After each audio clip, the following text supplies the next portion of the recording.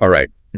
We're going deep into American English pronunciation today. Yeah. You want to sound more natural, more fluent, Uh-huh. and that YouTube script you sent, packed with tips. Okay, cool. I think we'll find some really cool shortcuts to sounding American, Yeah. ready to unlock some secrets. Yeah. Sounds exciting. This script is cool because it doesn't just focus on individual words. It goes into the nitty-gritty, like how sounds change when you're speaking, Right. how you connect words, the rhythm. Exactly. It's not just about saying each word perfectly. It's more about how it all flows together. Right. That makes sense. Think about it. When we speak naturally, Yeah. we don't enunciate every syllable. Right. We kind of blur sounds together. Yeah. Yeah. And that's a big part of what makes American English sound, well, American. Okay. I see. So what kind of things does this script suggest? To make that happen. Well, first thing, it jumps into these things called reduced sounds. Reduced sounds. Like instead of going to, you take gonna, Right. or want to becomes wanna. So. Basically shorthand for spoken English. Wait, gonna, wanna. Yeah. That's like normal, right? I never even thought of it as a specific thing. To learn. Right. It seems obvious, but it's actually key to sounding more natural. And this script points out these little patterns. Okay. Kind of for kind of, or should have for should have. Yeah. The unstressed parts get squeezed. Uh-huh. Almost like a linguistic accordion. Uh-huh. Linguistic accordion, I like that. So it's like finding those patterns. Yeah. And almost being lazy with the sounds. But in a good way, of course. Exactly. Efficient with your speech. Right. And it's funny you say lazy because there's this other thing. The flap T, Okay. it's, well, kind of lazy too. Hold on. A flap T, what is that? Okay, so think about a word like butter. Butter, yeah. Americans say it. It often sounds more like butter. Oh, okay. Almost a D sound instead of a hard T. Wait, are you saying I can just swap a T for a D sometimes? Not exactly swapping. The T just softens between vowels. Happens a lot in words like water, later, metal. Huh. I'm starting to feel like I'm discovering all these secret codes to American pronunciation. You're getting it. And there's more. The script talks about connecting words. Okay. Helps create that smooth flow. Right. You know how you just asked, what is that? Mm-hmm. Most Americans would actually say, what in the world is that? You're right. It all blends together. Yeah. So want to becomes wanna and. Yeah. Are there other examples? Tons. Think about got to. Got to, yeah. Spoken naturally, it often becomes gotta. Oh, okay. Or going to becomes gonna, like we said earlier. Uh-huh. It's all about linking those sounds. This is crazy. It's a whole new way of looking at how we speak. Oh. So we've got reduced sounds, the flap T, linking. Yeah. Anything else? The script really pushes how important vowels are. Okay. Specifically, mastering the American vowel sounds. Okay, vowels, yeah. They're important. Well, why so crucial for sounding American? Vowels are the foundation of any language. True. But they can be tricky in English because there's so many variations. Right. The script even highlights one specific sound. Oh, which one? The schwa. The what? The schwa. That relaxed vowel sound we use all the time. Kind of hard to describe, like the A in about. Right. Or the E in taken. Ah, I see that sound. It's everywhere. Exactly. And mastering the schwa, along with other key American vowel sounds, it's huge for sounding authentic. Like fine-tuning an instrument so you hit all the right notes. Makes sense. If you have the wrong vowels, it throws the whole rhythm off. Exactly. Speaking of rhythm, the script talks about stress and intonation too. You got it. We're getting into the musicality of American English now. Yeah. Just as important as the individual sounds. Yeah, it's like each element adds a layer of complexity. But when they work together, that's when the magic happens. Okay, I'm digging this musical analogy. So how does the script handle that rhythm and melody of American English? Well, it starts with this idea of sentence stress. Sentence stress. Basically, we emphasize certain words in a sentence more than others. Oh, like, I think I already do that. Mm-hmm. Like, I went to the store. I'd probably emphasize went and store. Right.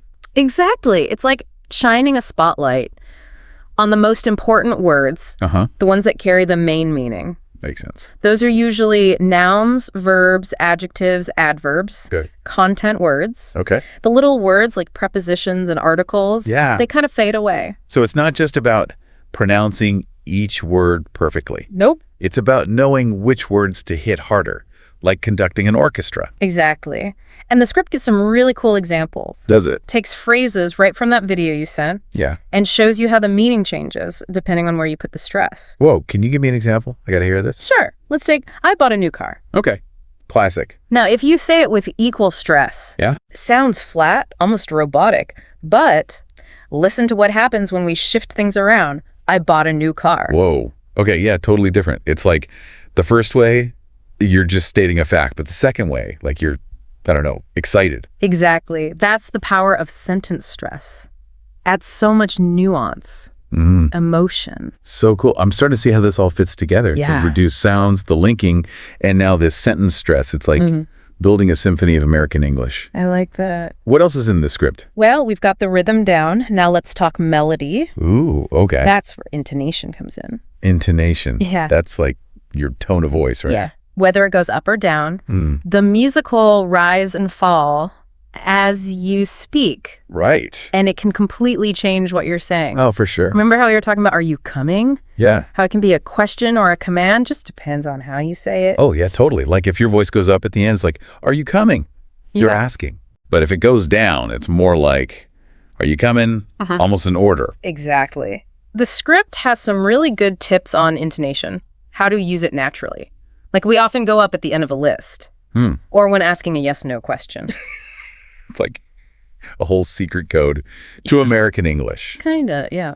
Oh, and speaking of codes, the script talks about phrasal verbs too. I remember struggling with those. Yeah, phrasal verbs. They can be tricky. They really can. It's like you got to figure out how the verb and the preposition work together. It's like a little puzzle to create a new meaning. Yeah, exactly. Like take out. Take out, yeah. It doesn't literally mean take something outside. Right. Could be going on a date or getting food. Yeah, there you go.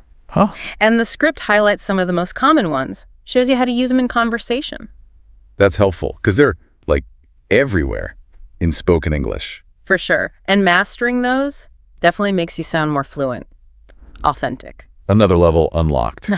So we've gone from reduced sounds to linking, then sentence stress, intonation, now phrasal verbs. It's like we're building a whole pronunciation toolkit. I love it. What's next on this adventure? Well, the script gets really smart here. It wants you to actually put all this into practice. Oh, okay. A challenge. I'm ready. It gives you some common American phrases. Go. Asks you to try saying them out loud. Pay attention to everything we've talked about. Reduced sounds, linking, the stress, intonation. Even try to slip in some phrasal verbs. Love that. Taking everything we've learned and like putting it to the test. Pronunciation workout time. You got it. Moving from theory to practice. Yeah. Makes sense. It even suggests recording yourself so you can hear how you sound. That's a good idea. I always find it helpful to hear myself. Sometimes I'm like, whoa, is that what I sound like? We've all been there. But the more you practice, the more natural it'll feel. Okay, this is encouraging. Like I'm finally cracking the code. Yeah. But I am curious. Any other tips for like continuing to improve beyond this deep dive? Absolutely. And this one's really cool. I'm all ears. What's the secret weapon? It wants you to be a pronunciation detective. Ooh, I like that. Pay attention to how Americans talk. Okay. Like in movies, TV shows, even in real conversations. Yeah. Listen for those reduced sounds, the linking, the stress, the intonation. Right. It's like a treasure hunt for pronunciation gold. Haha, I love that. And I bet the more I listen, the more those patterns will just click. Exactly. Train your ear. To the music of American English. And the script goes even further. Oh. Tell me more. It challenges you to try mimicking what you hear. Pick a scene from a movie Okay. or a show and try to copy the actors. Pronunciation, intonation, their rhythm. Okay, that's a challenge. Yeah. Like taking those pronunciation gems and actually trying to recreate them. It doesn't have to be perfect. The point is to play with the sounds. Yeah. Experiment. Have fun with it. Right. The more you do it, the easier it gets. I like that. It's like turning language learning into a game.